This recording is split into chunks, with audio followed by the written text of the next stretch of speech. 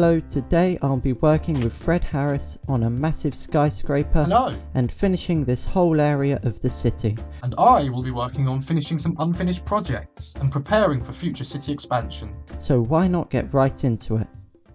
Okay, so for this skyscraper I'm going to base it off of the size of my diagonal office design. Stack it up a few floors, add a grander modern base using deep slate tiles and andesite, and then I'll remove the andesite walls and skew the pillars to one side, leaving the other side nice and open and glassy. Adding some cuts into it also adds some variety to the shape. You might think we're done, but no, let's add in something unique, like this concrete pattern. On the other side though, for a bit of contrast, let's leave the pattern a lot simpler, so it's mostly just plain. Alright, I think we've got enough of the design here to start building in survival. We need to work on the surroundings first. This is just as important as the build itself, as it makes it feel like a city and not just a collection of buildings. For example, I'm using grey concrete and deep slate for the edging to these planters. Adding some andesite surrounding it all ties it in with the andesite at the base of my design. One of the important things is to add trees that will literally bring your build to life. Right now I'm building my favourite type of tree, a palm tree, which then fits in with the climate of the rest of the area. Okay, so now let's start with the base. Luckily I've got plenty of deep slate from the quarrying machine that Fred built, and I've gathered a lot of glass from villager trading, which does take quite a while. The base is nice to do first, as it gives you a nice idea of what the area will feel like at street level. So next you'll get an idea of the scale of this build compared to the rest of the city as I build up these pillars and instantly run out of resources. Yeah, I've rapidly run out of terracotta, and I have a feeling I've underestimated how much I'll need of everything else. So it's time to do a big resource gathering session. So yeah, while I'm gathering resources, I wanted to know your thoughts on whether you preferred the more survival style content and want me to do more on this, or the creative work, or the tutorials. So just let me know what you think down in the comments, because I actually think the challenge of survival and getting the resources is an interesting aspect, but if you think that's pretty boring, just let me know. Right, so now we've got some more resources, it's time to do the satisfying part, which is to build up the walls. However, this also takes a surprising amount of time, but while listening to some music it goes pretty quick. Getting into the swing of things now, I've found a nice rhythm. You can see I can just keep doing these quick stacks of 3 without thinking too much about it, and it gets the job done pretty quick. Alright, so now I've got the bulk of the exterior facade done. There's just the cutaway sections remaining, but I think I'll make you wait for that, because, well, having built a tall building, we really need to finish the roofs and everything else around it. I really wanted to put this off, but I've done this too many times already. It's just not right. So to start I need to complete this side of this modern building. As this is one of the very few buildings that I've also placed into my creative world, I'll take inspiration from that design to just improvise a more glassy section for this last side. I mean, considering I've built this straight in survival, I think it looks pretty alright. So now I can start on the roof. Again using my creative world for reference by adding a grassy edging and an upper section. I've then just continued the stripped jungle log to section off the roof of this building, for which I'd like to mix things up, so I'm going to use light grey concrete instead of andesite. But I would come to regret this very much. Concrete converting.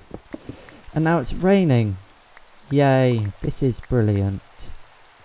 Anyway, with that done, I'm just going to cover over the top with the concrete, and then do the same with the andesite for this downtown building here, because I don't want to waste your time with more roof details. After this, I think I'll take the opportunity to complete the plaza area around the back. We don't want to be one of those people that only builds the front. So I need to extend this retaining wall all the way until the road reaches the height of the pavement, with a little stairway to get to the top section. Then we can just add some more planters like we did at the front with the podzol and the mangrove leaves. Anyway, back to the skyscraper. Alright, so now I actually need to design these cutaway sections. Luckily this is pretty simple, as I'm gonna sort of copy what's at the base, but shift it back a block. and then I'll add some greenery to decorate the edge, experimenting with dotting in some mini trees, but I don't think I'll actually add them. So now straight to working on this in survival. I've chosen the same resources as the base, so it's quite simple to build. So now that this is built, I think we're ready to go onto the roof. To make the roof, well, not flat, I'm adding a little raised section to house some of the machinery and ventilation systems. Attaching to that is the central core for the elevators and stairs, which is at a different angle because it looks cool. I don't think this is realistic though. Don't go, we've still got a lot to do, so maybe consider subscribing as there's a lot more survival progress coming. Over to Fred, who's going to be working on a cool park and expansion.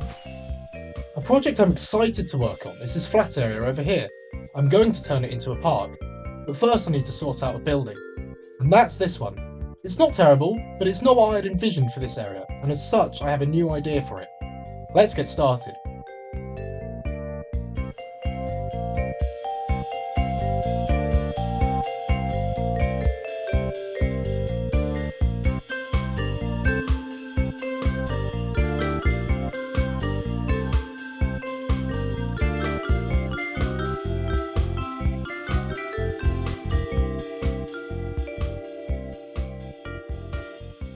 I finished the roof by adding some potted plants. I'm happy with how this tower fits in and I'm ready to move on to making the park.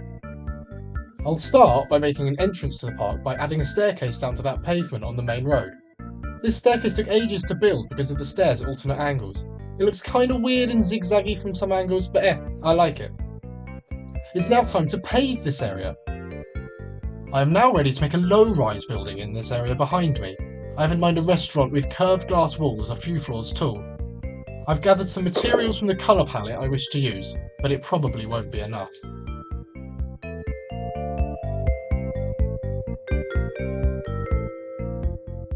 I hope you like it, or at least think it's interesting. There's no interior to this as you can see, and I've also gone and laid out some flower beds with deep slate and podsol. This area definitely needs some greenery in the form of some bushes and trees, so let's go do that.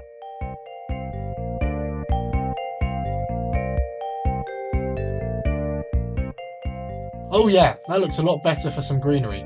I'll definitely put more in the empty flower beds. I also think the deep slate needs a border on the path level to help frame everything a little bit better. So let's finish this park.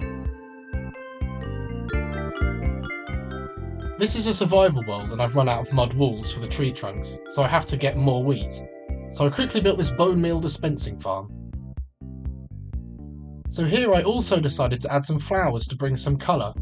I'm not sure if I like it, to be honest. It might be a little much. So let me know what you think. Cool, Fred. Anyway, if you've enjoyed this video and would like to see more like it, it would be great if you could subscribe, so I really appreciate it. It always helps me out. Also, let me know what you think of this slightly different style of build today. That was possibly a bit less realistic, gonna be honest. But let me know also of what future videos you would like to see in this world, if you have any suggestions. Finally, if you've made it to the end of the video, thanks for watching. Bye!